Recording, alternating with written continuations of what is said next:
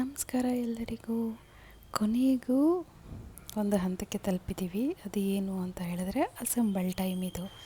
So ಕೈ ಜೋಡಣೆ ಮಾಡಿ ಆಯಿತು, ಅಪ್ಪರ್ ಬಾಡಿ ಮಾಡಿ ಆಯಿತು, ಲೋವರ್ ಬಾಡಿಗೆ ಏನೇನು ಬೇಕೋ ಎಲ್ಲ ಮಾಡಿ ಆಯಿತು. ಸೊ ಈಗ ನಾನು ಅಸೆಂಬಲ್ ಮಾಡ್ತಾಯಿದ್ದೀನಿ. ಸೊ ನಾನು ಏನು ತೊಗೊಂಡಿದ್ನೋ ವುಡನ್ ಬಾಕ್ಸ್, ಆ ಬಾಕ್ಸ್ಗೆ ಒಂದು ಪಂಚೆ, ನೀವು ಯಾವುದಾದ್ರೂ ಒಗ್ದಿರೋ ಪಂಚೆ, ಯಾವಾಗಲೂ ದೇವ್ರಿಗೋಸ್ಕರ ಅಂತ ಯೂಸ್ ಮಾಡೋ ಪಂಚೆ ಆಗಿರ್ಬೋದು, ಇಲ್ಲ ಯಾವುದೇ ರೀತಿಯಾದ ಪಂಚೆ, ಇಲ್ಲಾಂದರೆ ಯಾವುದಾದ್ರೂ ಬಿಳಿ ಬಟ್ಟೆ, ಇಲ್ಲ ನೀವು ಪರ್ಟಿಕ್ಯುಲರಾಗಿ ಯಾವುದಾದ್ರೂ ಇಟ್ಕೊಂಡಿದ್ರೆ ಆ ಬಟ್ಟೆಯನ್ನು ಜಸ್ಟು ಇದಕ್ಕೆ ರ್ಯಾಪ್ ಮಾಡ್ತಾಯಿದ್ದೀನಿ. ಸೊ ನಾನಿಲ್ಲಿ ಇದು ವುಡನ್ ಆಗಿರೋದ್ರಿಂದ ಸ್ವಲ್ಪ ಭಾರ ಇದೆ. ಸೊ ಹಾಗಾಗಿ ನಾನು ಎಲ್ಲಿಡಬೇಕು ಅಂತ ಅಂದ್ಕೊಂಡಿದ್ನೋ ಅದು ಆಲ್ರೆಡಿ ನಾನು ಇಟ್ಟು ಆಮೇಲೆ ಮೂವ್ ಮಾಡ್ತಾಯಿದ್ದೀನಿ. ಯಾಕೆ ಅಂದರೆ ನಾನು ಒನ್ಸ್ ಬೇರೆ ಕಡೆ ಅಸೆಂಬಲ್ ಮಾಡಿದ್ರೆ ಮತ್ತೆ ನಾನು ಎತ್ಕೊಂಡು ಬರೋದಕ್ಕೆ ತುಂಬಾ ಭಾರವಾಗಿರೋದ್ರಿಂದ ಅದು ಸಾಧ್ಯವಾಗೋದಿಲ್ಲ. ಅದಕ್ಕೋಸ್ಕರ ನಾನಿವಾಗ ಈ ಬಾಕ್ಸನ್ನು ಇಟ್ಟು ಅಸೆಂಬಲ್ ಮಾಡಿದ್ದೀನಿ. ಸೊ ಈ ಲೋಯರ್ ವೆಸಲ್ ನಾನು ಏನು ಹೇಳಿದ್ನೋ 20ನೇ ನಂಬರು ಲೋಯರ್ ವೆಸಲ್ನ ನಾನು ತೊಗೊಂಡಿದ್ದು. ಇದರಲ್ಲಿ ನೀವು ಅಕ್ಕಿ ಹಾಕ್ಕೋಬೋದು, ಇಲ್ಲ ರಾಗಿ ಹಾಕ್ಕೊಳ್ಬೋದು. ಸೊ ಯಾವುದೇ ಧಾನ್ಯ ಬೇಕಾದರೂ ನೀವು ಈ ಲೋಯರ್ ಪಾತ್ರೆಯಲ್ಲಿ ಇಟ್ಕೊಳ್ಬೋದು. ಕೆಲವರು ಸಿಲ್ವರ್ ಯೂಸ್ ಮಾಡಲ್ಲ, ಕಬ್ಬಣ ಯೂಸ್ ಮಾಡಲ್ಲ ಅಂತ ಹೇಳೋರು ಕೂಡ ಈ ಪಾರ್ಟ್ನ ಯೂಸ್ ಮಾಡ್ಬೋದು. ನಾವು ಇದನ್ನು ಕಳಶ ಅಂತಲೂ ಕನ್ಸಿಡರ್ ಮಾಡಲ್ಲ, ಜಸ್ಟ್ ದೇವ್ರನ್ನ ಕೂರಿಸೋದಕ್ಕೋಸ್ಕರ ಮಾಡ್ತಾ ಇರೋವಂಥದ್ದು.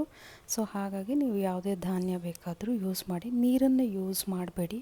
ಯಾಕಂದರೆ ಸ್ಯಾರಿ ಇದ್ರ ಮೇಲೆ ಬರೋದ್ರಿಂದ ಇದು ನೀರನ್ನು ಬಂದು ಮಾತ್ರ ಅವಾಯ್ಡ್ ಮಾಡಿ. ಅದು ಬಿಟ್ಟರೆ ಯಾವುದೇ ಧಾನ್ಯ ಬೇಕಾದರೂ ಹಾಕ್ಕೊಳ್ಳಿ. ಸೊ ನಾನಿಲ್ಲಿ ಕೂರಿಸ್ತಾ ಇರೋದು ಟೆಂಪಲ್ ಸ್ಟೈಲು. ಈ ಟೆಂಪಲ್ ಸ್ಟೈಲಲ್ಲಿ ನಾನೇನು ಮಾಡ್ತಾಯಿದ್ದೀನಿ ಅಂತ ಹೇಳಿದ್ರೆ, ನನಗೆ ಚಿಕ್ಕ ಬಾರ್ಡ್ರ್ ಏನು ಇತ್ತೋ ಆ ಬಾರ್ಡ್ರದ್ದು ಮಾತ್ರ ನಾನು ಇಲ್ಲಿ ಮುಂದಗಡೆ ಹಾಕ್ಕೊಳ್ತಾ ಇದ್ದೀನಿ. ಸೊ ಇದು ಫಸ್ಟ್ ಸ್ಟೆಪ್ಪು. ನಾನು ಯಾವುದು ನಾವಿವಾಗ ಹೊಟ್ಟೆ ಭಾಗಕ್ಕೆ ಏನೇನು ಫಿಲ್ ಮಾಡ್ಕೊಳ್ತೀವೋ ಆ ಭಾಗನ ಮುಂದೆ ಇಟ್ಕೊಳ್ಳಿ. ಸೊ ಅದು ಇನ್ನೊಂಚೂರು ಮೇಲೆ ಇದ್ರೂ ಸಾಕು. ಯಾಕೆ ಅಂದರೆ ಈ ಪ್ರಿಲ್ ಮೇಲೆಗಡೆ ನಮಗೆ ನಾರ್ಮಲ್ ಬೇಕಾಗಿರುವಂಥ ಪ್ರಿಲ್ ಬರೋದ್ರಿಂದ ಇದು ಕ್ಲಮ್ಸಿ ಆಗಿದ್ದರೂ ಪರವಾಗಿಲ್ಲ, ಚಿಕ್ಕದಾಗಿದ್ದರೂ ಪರವಾಗಿಲ್ಲ, ಅಡ್ಜಸ್ಟ್ ಮಾಡಿಕೊಂಡು ಹಾಕ್ಕೊಳ್ಬೋದು. ಸೊ ಈ ರೀತಿ ಮುಂದಕ್ಕೆ ಹಾಕ್ಕೊಂಡಿದ್ದ ಎಲ್ಲ ಪ್ಲೀಟ್ಸನ್ನು ಒಂದು ದಾರದಿಂದ ಹಾಕ್ಕೊಳ್ಳಿ. ದಾರ ಕಟ್ಕೊಳ್ಬೇಕಾದ್ರೆ ಬೇರೆ ಯಾವುದೇ ಬಟ್ಟೆಗಳನ್ನು ಸೇರಿಸಿ ಕಟ್ಕೋಬಾರ್ದು. ಬರೀ ಇಷ್ಟು ಪ್ಲೀಟ್ಸಿಗೆ ಮಾತ್ರ ತಪ್ಪಲೆಗೆ ಕಟ್ಕೊಂಡ್ರೆ ಸಾಕು. ಸೊ ಎರಡು ಕಾಲುಗಳನ್ನು ನಾನು ಆಲ್ರೆಡಿ ಒಂದು ಟೈ ದಾರ ಮಾಡಿ ಹಿಂದಗಡೆಯಿಂದ ಜಸ್ಟ್ ಇದು ಮಾಡ್ಕೊಂಡಿದ್ದೀನಿ. ಸೊ ಅದು ಹ್ಯಾಂಗಿಂಗ್ ಆಗಲ್ಲ, ಮುಂದೆಗಡೆ ಬೀಳಲ್ಲ, ಆ ಕಾರಣಕ್ಕೋಸ್ಕರ ಒಂದು ದಾರ ಮಾಡ್ಕೊಂಡಿದ್ದೀವಿ. ಸೊ ಈ ಥರ ಪ್ಲೀಟ್ಸನ್ನು ಜಸ್ಟ್ ಒಂದು ಟೈಗೆ ಆ ತಪ್ಪಲೆಗೆ ಕಟ್ಕೊಳ್ಳಿ. ಸೊ ನಾವು ಹಿಂದಗಡೆ ಏನು ಇಟ್ಕೊಂಡಿರ್ತೀವೋ ಅದನ್ನು ನಾವೆಲ್ಲೂ ಜಾಯಿನ್ ಮಾಡ್ತಾಯಿಲ್ಲ, ಅದೆಲ್ಲೂ ಇದ್ರ ಜೊತೆಗೆ ಜಾಯಿನ್ ಮಾಡಬೇಡಿ. ಸೊ ಇದನ್ನು ರ್ಯಾಪ್ ಮಾಡ್ತಾಯಿದ್ದೀನಿ. ಇದು ಟೆಂಪಲ್ ಸ್ಟೈಲ್ ಆಗಿರೋದ್ರಿಂದ ಈ ಪ್ರಿಲ್ಸು ನಾವಿನ್ನೇನು ಮಾಡೋಕ್ಕಾಗಲ್ಲ. ಇದು ಯಾವಾಗಲೂ ಇನ್ ದ ಬ್ಯಾಕ್ಗ್ರೌಂಡ್ ಇದರಲ್ಲೇ ಇರೋದ್ರಿಂದ ನಿಮಗೆ ಎಷ್ಟು ಬೇಕೋ ಎರಡು ಕಾಲುಗಳಿಗೆ ಅಷ್ಟು ಬೇಕಾಗಿರೋ ಅಷ್ಟು ಹಾಕ್ಕೊಳ್ಳಿ. ಸೊ ನಾನು ಹಿಂದಗಡೆ ಏನು ಬಿಟ್ಕೊಂಡಿದ್ನೋ ಆ ಒಂದನ್ನು ಟ್ವಿಸ್ಟ್ ಮಾಡಿಕೊಂಡು ಮುಂದಗಡೆ ಪ್ಲೀಟ್ಸನ್ನು ಇಟ್ಕೊಳ್ತಾ ಇದ್ದೀನಿ. ಆದಷ್ಟು ಮಧ್ಯಭಾಗದಲ್ಲಿ ಇಟ್ಕೊಳ್ಳಿ. ಯಾಕೆ ಅಂದರೆ ಪ್ಲೀಟ್ಸ್ ಎಲ್ಲ ನಮಗೆ ಜಾಸ್ತಿ ಸಿಕ್ಕೋದು ಮಧ್ಯಭಾಗದಿಂದನೇ. ಸೊ ಅದು ತುಂಬ ಚೆನ್ನಾಗೂ ಕಾಣುತ್ತೆ. ನೀವು ಸ್ಯಾರಿನಲ್ಲಿ ಎಷ್ಟು ಪ್ಲೀಟ್ಸ್ ಇಡ್ತಿರ್ತೀರೋ ಅಷ್ಟು ಪ್ಲೀಟ್ಸು ಕೂಡ ನಿಮಗೆ ಇಲ್ಲೇ ಗೊತ್ತಾಗ್ಬಿಡುತ್ತೆ. ನಾನಿಲ್ಲಿ ದೊಡ್ಡ ಬಾರ್ಡರ್ ತೊಗೊಳ್ಳೋದ್ರಿಂದ ನಿಮಗೆ ಪ್ರತಿಯೊಂದು ಪ್ಲೀಟ್ಸು ನೀಟಾಗಿ ಬರುತ್ತೆ. ಸೊ ನನಗೆ ಇಲ್ಲಿ ಏನು ಸಿಕ್ಕಿದೆಯೋ, ಆಮೇಲೆ ಅಪ್ಪರ್ ಬಾಡಿನ ಏನು ನಾನು ಆಲ್ರೆಡಿ ಅಸೆಂಬಲ್ ಮಾಡ್ಕೊಂಡಿದ್ನೋ ಅದನ್ನು ನಾನು ಇಟ್ಕೊಂಡೆ. ಸೊ ಅದನ್ನು ಇಟ್ಕೊಂಡು ನೀವು ಮುಂದಗಡೆ ಇರೋ ಎಲ್ಲ ಪ್ಲೀಟ್ಸನ್ನು ಹಿಂದಗಡೆಯಿಂದ ತೊಗೊಂಡು ಬಂದಾದಮೇಲೆ ಅಲ್ಲಿ ಇನ್ನೊಂದು ದಾರೆಯನ್ನು ನೀವು ಕಟ್ಕೊಳ್ಬೋದು. ಸೊ ಈಗ ಕಟ್ಕೊಳ್ಳೋದ್ರಿಂದ ಅಪ್ಪರ್ ಬಾಡಿ ಮತ್ತು ಲೋವರ್ ಬಾಡಿಗೂ ಯಾವುದೇ ರೀತಿಯಾಗಿ ಸಪ್ರೇಟ್ ಅಂತ ಅನಿಸಲ್ಲ.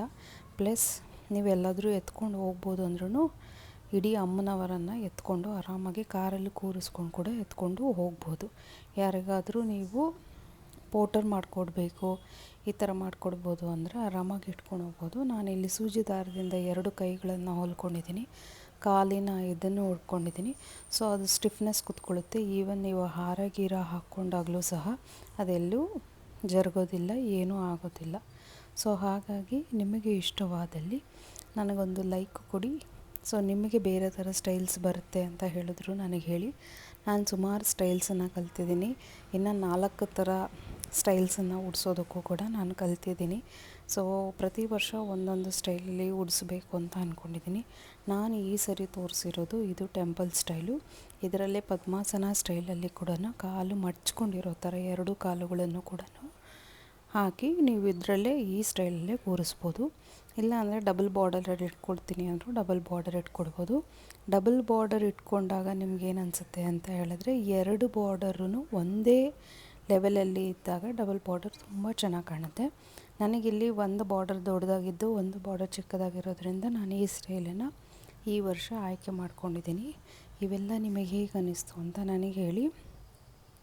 ಕೈಯಲ್ಲಿರೋ ಚತುರ್ಭುಜ ಇದರಲ್ಲಿ ತಾವರೆ ಹೂವನ್ನು ನಾನು ಮೀಶೋನಿಂದ ಆರ್ಡರ್ ಮಾಡ್ಕೊಂಡಿದ್ದೀನಿ.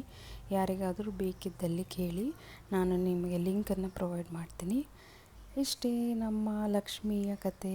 ನಾನು ನಿಮ್ಮ ನೆಚ್ಚಿನ ಕನ್ನಡತಿ ನಿರ್ಮಲಾ ಮಂಜುನಾಥ್.